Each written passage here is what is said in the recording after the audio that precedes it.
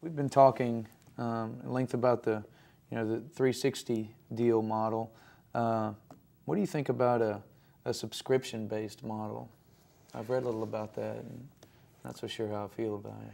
I think subscription-based models, as in a friend of mine, Tim Quirk, who works at Rhapsody, he's big on this because he's important to Rhapsody. I think the idea of being able to pay a monthly fee and have access to millions of songs sounds like a very good idea.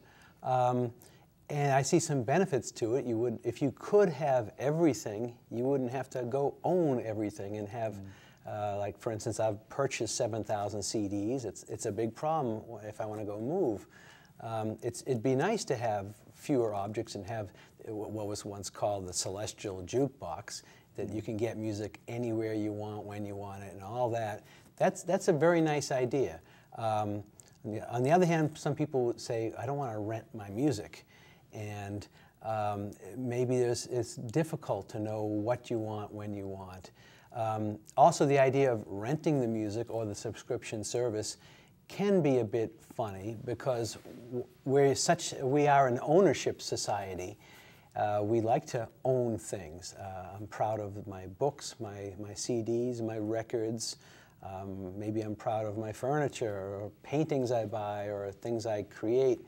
And the idea of owning is still very important, especially now when you can own and it can be stored digitally, where if I can have my 7,000 CDs onto a hard drive the size of an iPod, my life would be much better. So I think I'm one who still prefers ownership because in my case, I want to edit. And those people, I want to take choruses out and intros and bridges, and I want to put them together in unusual ways. Well, that gets to the idea also, which we could get into, this idea of what a mashup is and creating music digitally from the digital music you have. I think, but to get back to subscription, it's very good for some people. It might be a good way of being able to discover some music. But it won't let you, at least as far as I know, it's harder anyway. If you can probably purchase from subscription services. I know you can. But what if you want to still own it and you want to edit it? You want to make mix tapes, mix CDs, mix MP3, set list or whatever for friends. You can't really do that in a normal way with a subscription service. So I don't know that I want a subscription service personally because I would have to, I already have so much I own, that's asking a gigantic, that'd be some big changes I'd have to make. Say, wait a second now, if I have them anyway, it's not that much trouble, or it's already in my iPod. So for a lot of us, we're too far into the old way, and we're too used to the old way to change to the celestial jukebox of a subscription service. I think they're good for some people. I don't think they will be as big as some people think they're going to be. But again, it's one of the many nice options. And that's the way things are going these days. You have to be able to receive your music the way you want it and when you want it and where. Things have to change, and subscription, I think, I'm glad it's there, and it's going to provide revenue for people, and good. If it takes off more, I'd be happy. Just that I don't think I will opt for it. What are the limits comparing, ownership and a subscription-based service? Like, what can I do with a CD I purchase? How many copies can I make?